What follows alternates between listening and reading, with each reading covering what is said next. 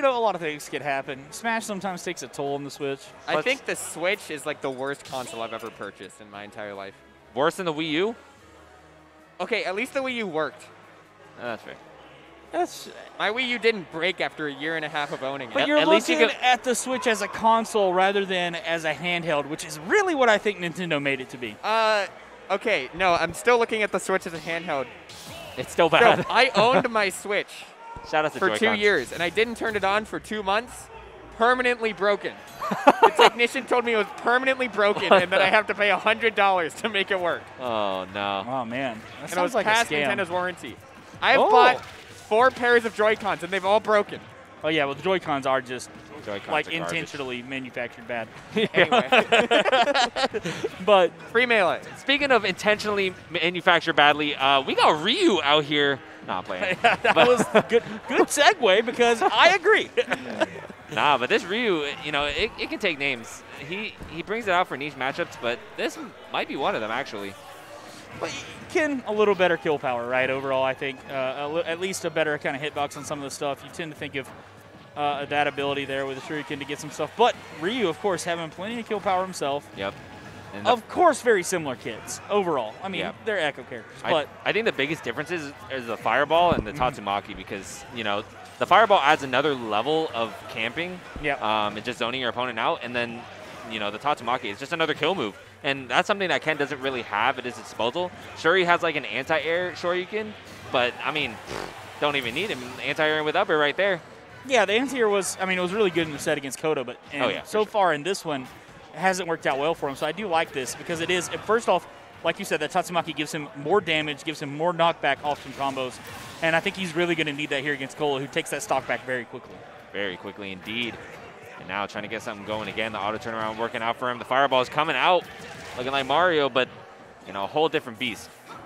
Yeah, Kola went for the up finish on that side B right there. I'm not really sure what the goal was, but he did get a hit for it with the neutral air. But oh my God, gotta get this string, man, and he makes these strings look so fluid. He reads every time exactly where you're going and gets several up airs out. See, that's the difference between my Roy and his Roy. Like one up air like that, and I'm just doing back air. That's it. But Kola, he takes it a mile and a half, just making the most out of every single hit, and you have to against a caliber player of Vendetta. Here we go, Tatsumaki once again able to close out that stock show. I'm not real sure what that F smash backwards was. It really wasn't in roll distance to roll behind you. Would have been the hardest read of all time because he would have had to run forward and go behind him. So maybe a misinput there, but can't even run through him. It would just be a straight up like run roll. Yeah, right. So that's what I mean. Like, good Lord. So maybe a misinput from Kola right there, but again, gonna get the stock right back. I mean, again.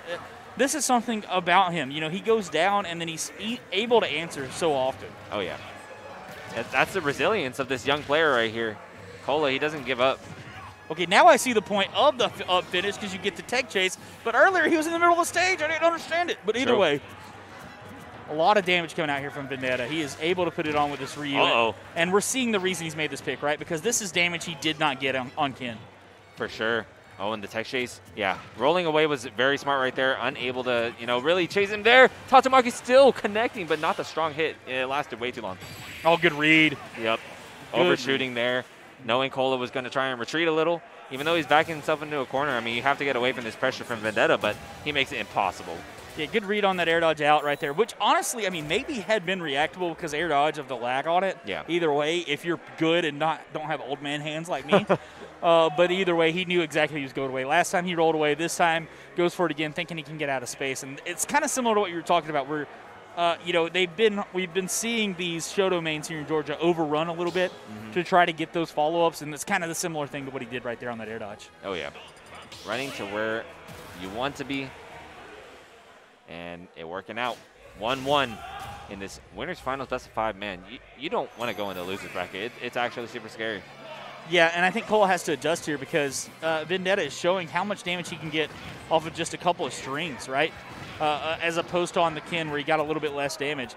And that's something Kola hasn't been able to deal with. Because, look, I mean, what is that? Win neutral twice, 64%. And he wasn't getting that on Ken. For sure.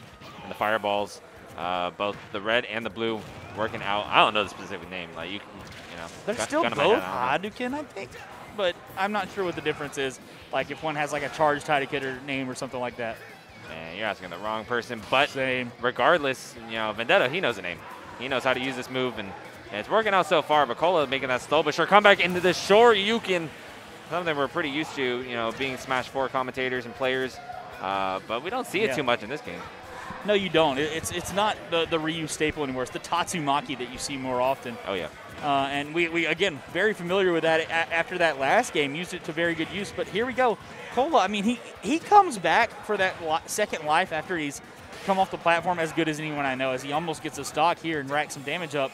But Vendetta is dancing around him well and, again, gets these down tilts. And look at this. Look at the percent that he's able to add on from just a few interactions. And now it's tough for Kola to find the stock as he's looking for these reads, looking for the jab to try to find a confirm.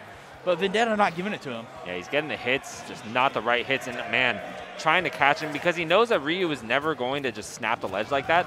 And so, you know, when he pops up, maybe a downer is going to connect. I know he's been going for the counter a couple times, but Vendetta is just doing, you know, a masterful job of not really overshooting that up B and make sure he's safe.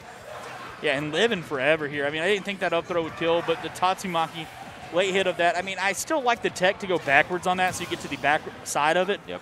But finally the up throw is going to kill, and Kola in a big hole here. He's definitely at kill percent from just about any kind of confirm off Ryu.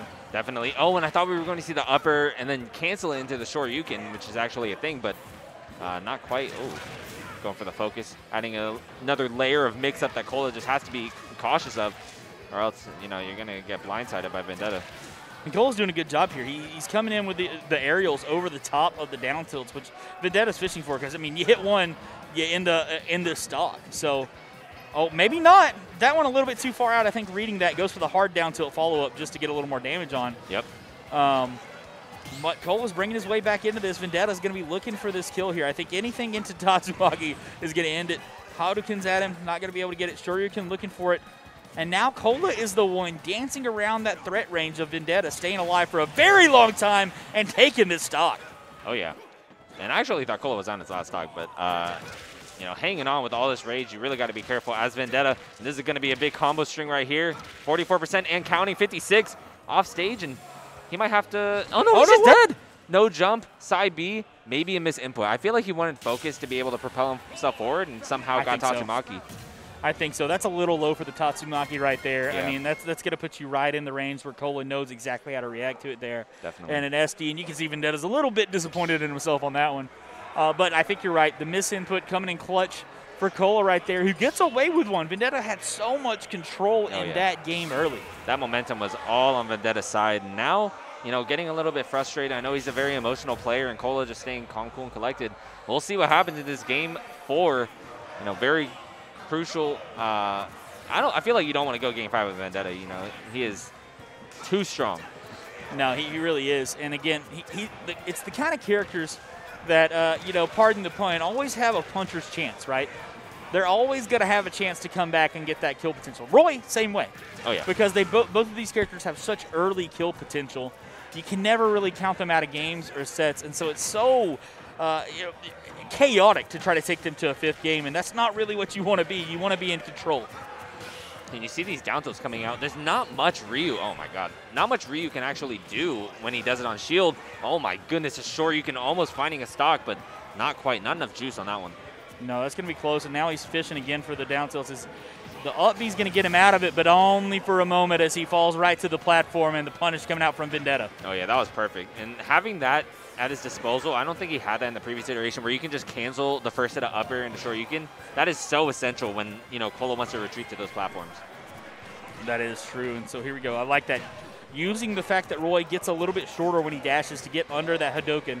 Oh, yeah. Able to get and close the space. Calls him out up high, and now Vendetta's in a tough situation. Goes with the focus. Oh, and he's going to be able to be caught out there. I love that from Kola. Not afraid to challenge that down B in the air, and then comes and gets the stage spike with the back air. Yeah, normally it takes 2 hits to be able to break it, and I think, you know, he broke it, or, you know, used the first hit with his forward air, and then just slip that back air in there. Oh, going for it again. That's scary business, but not getting put in a tech situation, which can always be scary. I mean, it took that first stock from Vendetta, so.